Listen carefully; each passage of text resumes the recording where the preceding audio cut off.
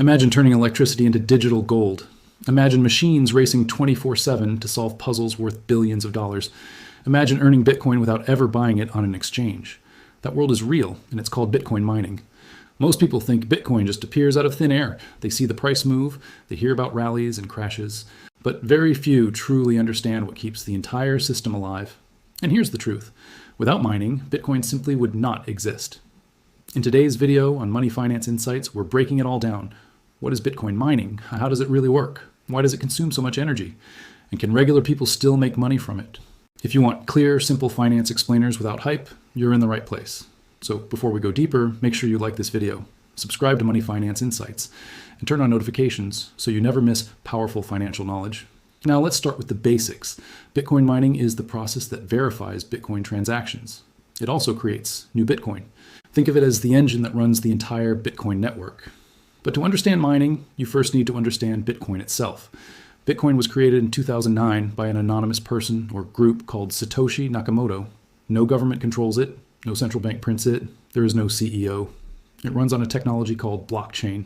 A blockchain is like a public digital ledger. It records every transaction ever made. If you send Bitcoin to someone, the transaction must be verified. It must be recorded. And it must be secured. This is where miners come in.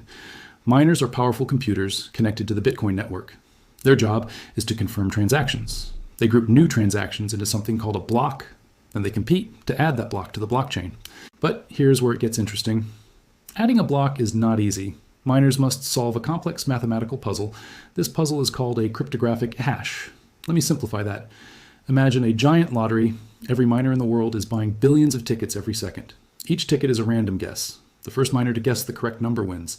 When a miner finds the correct answer, they get rewarded with new Bitcoin. That reward is called the block reward. Right now, that reward is lower than it used to be because Bitcoin has something called halving.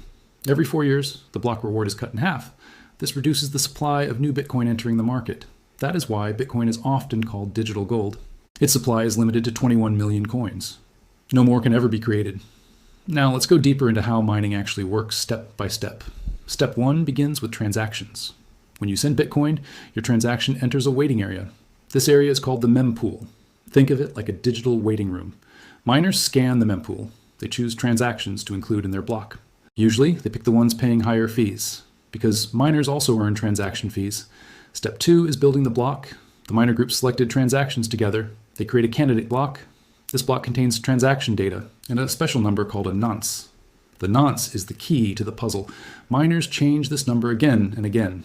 Each change creates a new hash. They are trying to produce a hash that meets Bitcoin's difficulty target. What is a hash?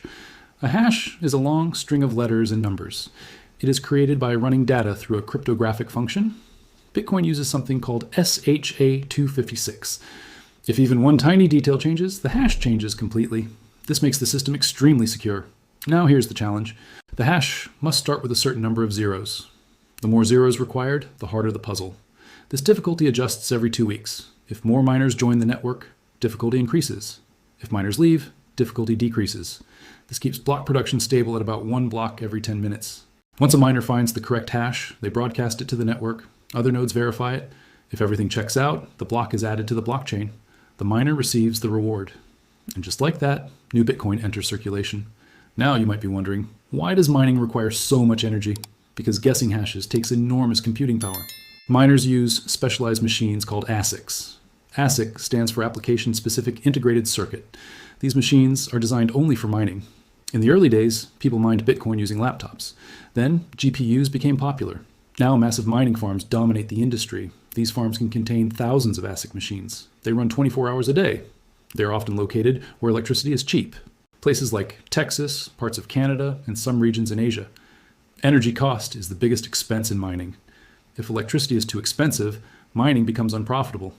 This is why mining operations constantly move. They chase lower energy prices. Some use renewable energy like hydro or solar. Others use excess natural gas that would otherwise be wasted. Now let's talk about mining rewards. Miners earn 2 types of income. First is the block reward. Second is transaction fees. The block reward started at 50 Bitcoin in 2009.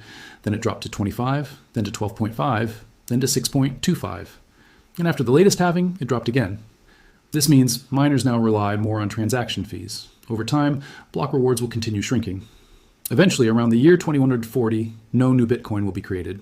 At that point, miners will earn only transaction fees. This design creates scarcity. Scarcity drives value. That's part of Bitcoin's economic model. Now let's address a common myth. Is Bitcoin mining just printing money? Absolutely not.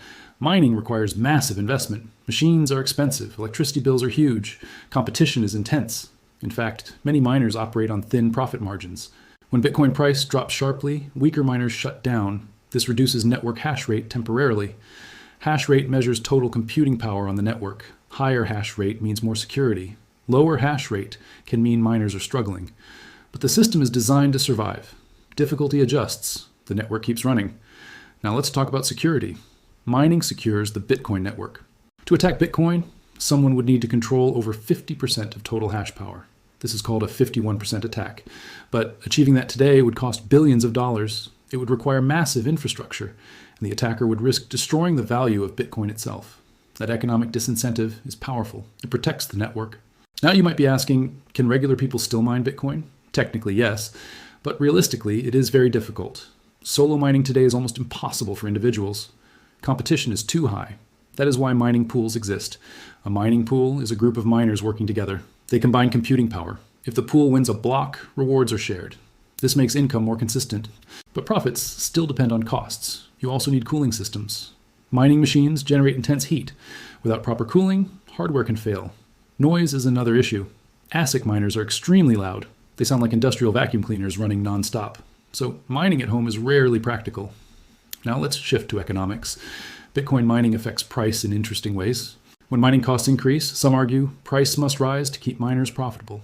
Others believe market demand drives price more than mining cost. In reality, both factors matter.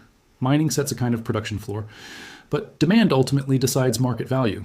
And when Bitcoin rallies, mining becomes highly profitable. More miners join. Hash rate increases. Difficulty rises. When Bitcoin crashes, weaker miners exit. Hash rate drops. Difficulty adjusts downward. This constant balancing keeps the system stable. Now let's compare mining to gold mining. Gold miners invest in equipment. They extract gold from the earth. Bitcoin miners invest in hardware. They extract Bitcoin through computation. Both require energy. Both have limited supply. Both depend on market price. But Bitcoin mining is digital. It happens through math, not shovels. Another important concept is decentralization. Bitcoin mining is spread across many countries. No single authority controls it completely. This global distribution strengthens the network. However, there have been concerns about mining centralization. At times, large pools control significant hash power. This creates debate within the crypto community, but so far, the system has remained resilient. Now let's talk about environmental concerns.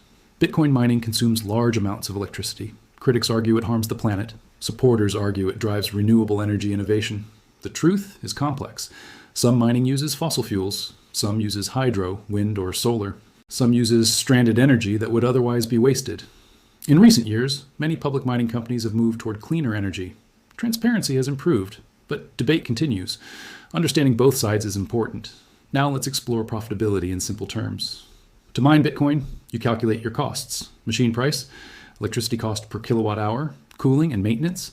Then you estimate expected rewards based on hash rate and difficulty. If revenue exceeds cost, you profit. If not, you lose money. Mining is a business, not a guaranteed income machine. Some companies raise money from investors. They build industrial scale facilities. They hedge Bitcoin price risk. Publicly traded mining companies exist as well. Investors can gain exposure to mining through stocks. This gives indirect exposure to Bitcoin without owning it directly. Now let's talk about the long term. As block rewards shrink, transaction fees will become more important. This means Bitcoin must remain widely used. More transactions mean higher fees. Higher fees mean miners stay incentivized. This is why adoption matters. Layer 2 solutions like the Lightning Network also affect mining. They move small transactions off the main chain. This reduces congestion, but it may also reduce fee pressure. The ecosystem is evolving.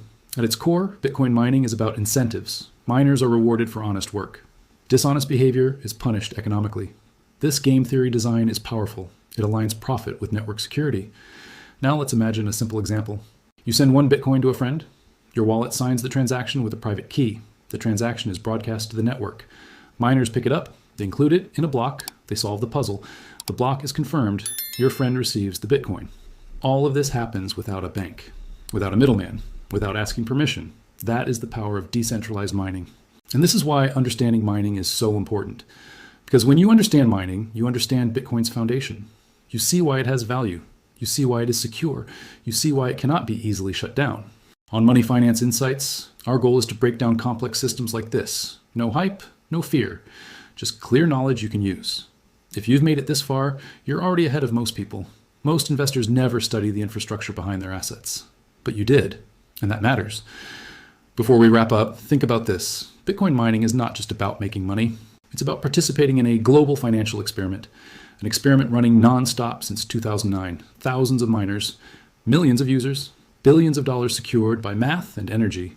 That is powerful. If you found this explanation helpful, comment below and tell me. Let me know what part of mining surprised you the most. Share this video with someone who still thinks Bitcoin is fake. And if you want deeper breakdowns on Bitcoin, investing, and smart money strategy, stay connected with Money Finance Insights. Because in today's world, financial knowledge is freedom. The more you understand how money works, the more control you gain, the less fear you feel when markets move.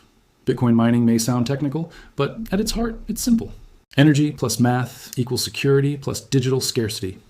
And that scarcity is what makes Bitcoin different. Thank you for spending your time here. Your time is valuable. I respect that. Keep learning, keep questioning, keep building your financial intelligence. I'll see you in the next video.